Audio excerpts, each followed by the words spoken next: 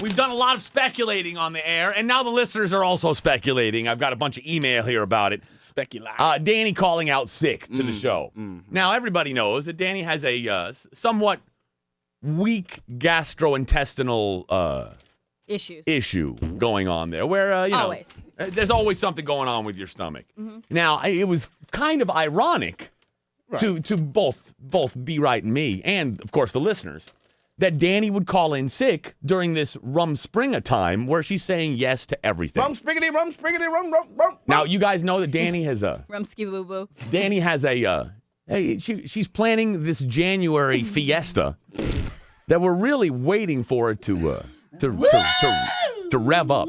Now, one of the promises Danni made, and correct me if I'm wrong, if I'm misstating anything, I want to know, but you said you were going to be saying yes to things that you would normally say no to. Correct. Okay. Now, one of the things that was asked of you, and you did say yes to, was to go on a date with baby girl Greg Coleman, the guy who directs our Fly TV show. Bam, bam. Yeah. Who's yelling in the back right now. Yes, that is true. Now, ironically enough, you got violently ill, allegedly, You know. the day that you were supposed to go out on this date with Greg. Who, by the way, you ruined his day. He was here, and his day was ruined. And he cried. So the listeners are saying that perhaps you were faking sick because you did not want to date that cellar dweller. Cellar dweller. Says Amanda. I think she was updating her Facebook saying how sick she was to throw everyone off. Maybe because of her Rumspringa, she is going to try dating someone she usually doesn't date. Maybe they both aren't there because they're still on a date. But Greg did eventually show up that morning. Yeah, it was the prequel on our Facebook. To these accusations from the listeners, Danni, how do you respond? How do you plead? That's not true.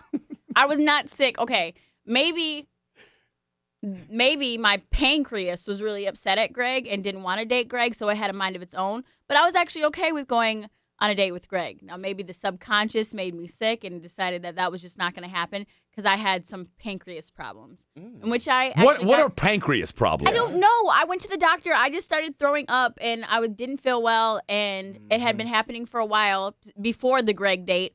Finally, I was like, okay, I guess I have to go to the doctor, and so I have to actually go to the doctor on Friday, so I will not be here during the morning, most of the morning on Friday, because I have to have some tests done on my pancreas.